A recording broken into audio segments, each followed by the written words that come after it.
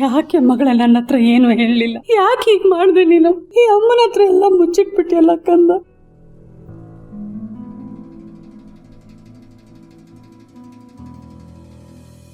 ತೋಳಿ,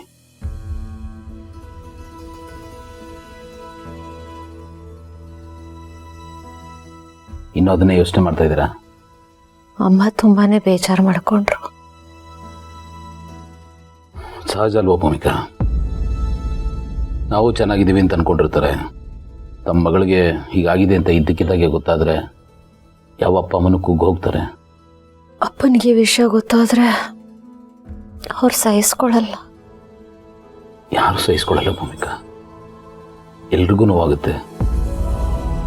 ಎಲ್ಲರೂ ನಿಮ್ಮನ್ನು ಅಷ್ಟೊಂದು ಪ್ರೀತಿಸ್ತಾರೆ.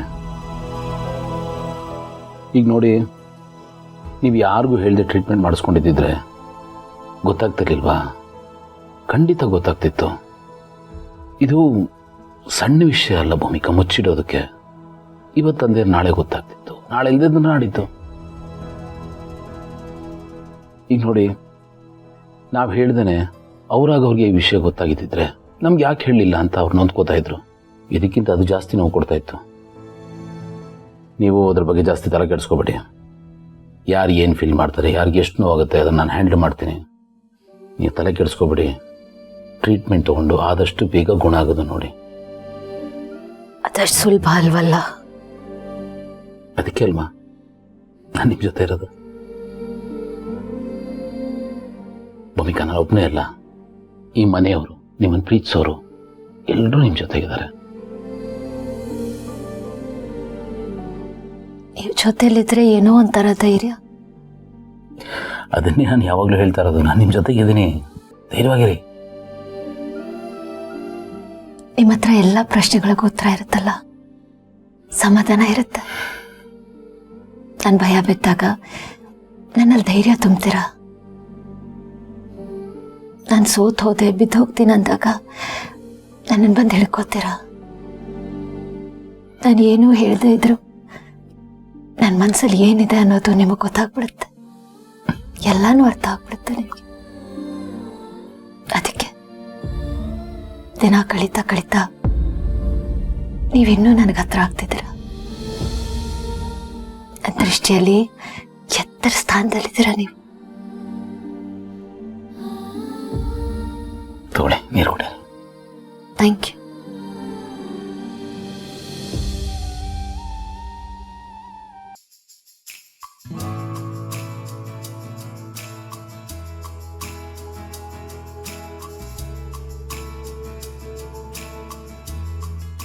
ಭೂಮಿಕಾ, ನಾಳೆ ಸಂಜೆ ಒಂದು ಇಂಪಾರ್ಟೆಂಟ್ ಕೆಲಸ ಇದೆ, ಹೊರಗಡೆ ಹೋಗಿ ಬರ್ತೀನಿ. ಈಗ ತಾನೇ ಹೇಳಿದ್ರಿ ನನ್ನನ್ನು ಬಿಟ್ಟು ಹೋಗಲ್ಲ ಅಂತ. ಅದು ನಾನು ಹೋಗಲೇಬೇಕು ಭೂಮಿಕಾ. ನಾನು ಹೋಗಿ ಬೇಗ ಬಂದ್ಬಿಡ್ತೀನಿ. ಬೇಗ ಬನ್ನಿ. ಕೂತ್ಕೊಳ್ಳಿ.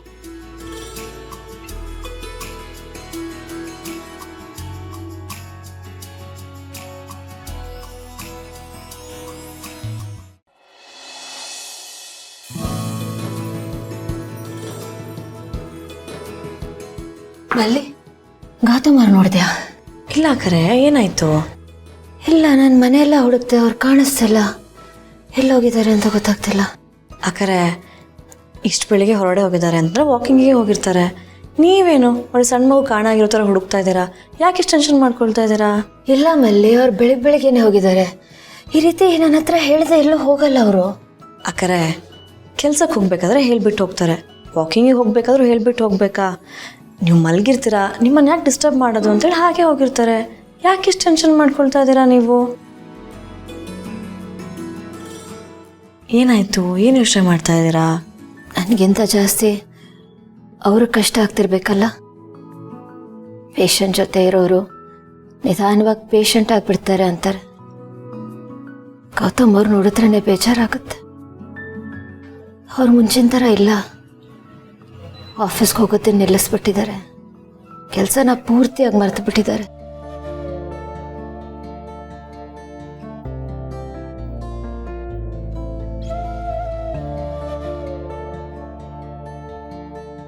ಇವಾಗ ಭಾವನವ್ರ ಮನಸ್ಸಲ್ಲಿರೋದು ಒಂದೇ, ನೀವು ಹುಷಾರಾಗಬೇಕು.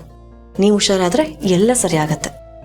ಆದರೂ ಅವ್ರ ಲೈಫು ನನ್ನ ಸುತ್ತಾನೆ ಸುತ್ತಿದೆ ಅಂತ ತುಂಬ ಬೇಜಾರಾಗುತ್ತೆ ನಲ್ಲಿ. ಅದೇ ಅವ್ರಿಗೆ ಖುಷಿ. ನೀವೇ ಅವ್ರ ಪ್ರಪಂಚ ಹಾಕಾರೆ. ನೀವು ಹುಷಾರಾಗಿ, ಎಲ್ಲ ಸರಿ ಆಗತ್ತೆ. ನೀವು ಸುಮ್ಮನೆ ಇದನ್ನೆಲ್ಲ ಯೋಚನೆ ಮಾಡಿ ಟೆನ್ಷನ್ ಮಾಡ್ಕೋಬೇಡಿ. ಬನ್ನಿ ರೆಸ್ಟ್ ಮಾಡಿ.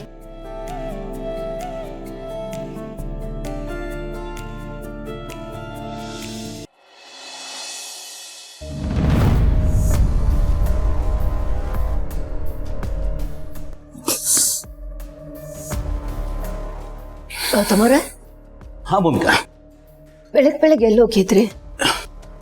ನಾನು ಇದು ವಾಕಿಂಗ್ ಹೋಗಿದ್ದೆ. ವಾಕಿಂಗಾ? ಈ ಡ್ರೆಸ್ ಅಲ್ಲ? ಹಾಂ, ಯಾಕೆ ಹೋಗ್ಬಾರ್ದ? ಇಲ್ಲ, ನೀವು ವಾಕಿಂಗ್ ಹೋದಂಗೆ ಕಾಣಿಸ್ತಿಲ್ಲ. ಎಲ್ಲೋ ದೇವಸ್ಥಾನಕ್ಕೆ ಹೋದಂಗಿದ್ದೀರಾ. ದೇವಸ್ಥಾನಕ್ಕೆ ಹೋಗಿದ್ರಾ? ಏ, ನಾನು ಯಾಕ್ರಿ ದೇವಸ್ಥಾನಕ್ಕೆ ಹೋಗ್ಲಿ? ಅದು ಬೆಳಗ್ಗೆ ಅದು ಆನಂದ ಫೋನ್ ಮಾಡಿದ್ದೆ, ಅರ್ಜೆಂಟಾಗಿ ಬಾ ಅಂತ. ಸರಿ ರೆಡಿಯಾಗಿ ಬರ್ತೀನಿ ಇರೋ ಅಂದ್ರೂ ಕೇಳಲಿಲ್ಲ. ಬೇಗ ಬಾ ಈಗಲೇ ಬಾ ಅಂದ.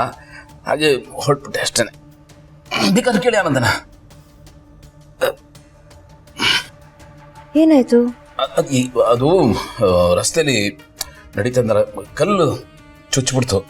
ಮೋಸ್ಟ್ಲಿ ಚೂಪಾಗಿತ್ತು ಅನ್ಸುತ್ತೆ, ಹಾಗಾಗಿ ಸ್ವಲ್ಪ ನೋವ್ತಾ ಇದೆ ಅಷ್ಟೇ. ವಾಕಿಂಗ್ ಹೋಗಿದ್ರೆ ಚಪ್ಪಲಿ ಹಾಕೊಂಡು ಹೋಗಿಲ್ವಾ ನೀವು? ನೋಡಿ, ಚಪ್ಪಲಿ ಹಾಕೋತೀನಿ ಅಂದ್ರೂ ಬಿಡಲಿಲ್ಲ. ಈಗಲೇ ಬಾ ಅಂದ. ಒಂದು ಸ್ವಲ್ಪ ಕಾಫಿ ಮಾಡ್ಕೊಡ್ತೀರಾ?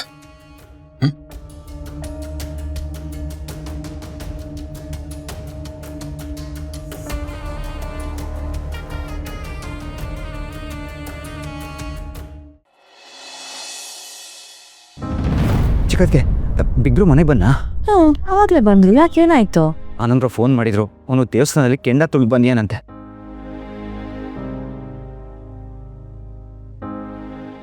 ಕೆಂಡ ತುಳಿದಾರ? ಯಾಕೆ ಹೀಗೆಲ್ಲ ಮಾಡಿದಾರ? ಅಕ್ಕೆಗೆ ಬೇಗ ಗುಣ ಆಗಲಿ ಅಂತ ಹರಕೆ ಹೊತ್ಕೊಂಡಿದ್ದಾನೆ.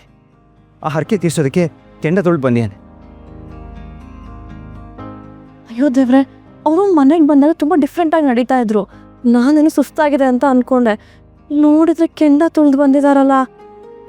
ಓ, ನಾನು ಅದಕ್ಕೆ ಬಂದೆ ಚಿಕ್ಕಕ್ಕೆ. ಅವ್ನು ಕೆಂಡ ತುಳ್ದು ಬನ್ನಿ ಅಂದ್ರೆ ಗಾಯ ಆಗಿರುತ್ತೆ. ಬನ್ನಿ ಹೋಗಿ ನೋಡೋಣ. ಹಾಂ.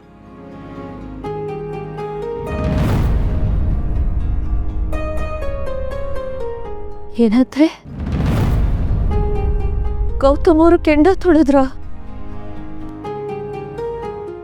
ಆಗ ಅದಕ್ಕೆ ಅದು ನೀವು ಮಾತಾಡುತ್ತೆ ನಾನು ಕೇಳಿಸ್ಕೊಂಡೆ. ನಿಜ ಹೇಳಿ. ಹೌದು, ಅದಕ್ಕೆ ನಿಮಗೆ ಬೇಗ ಗುಣ ಆಗಲಿ ಅಂತ ಹರಕೆ ಹೊತ್ಕೊಂಡು ಕೆಂಡ ತುಳ್ದು ಬಂದಿದ್ದಾನೆ.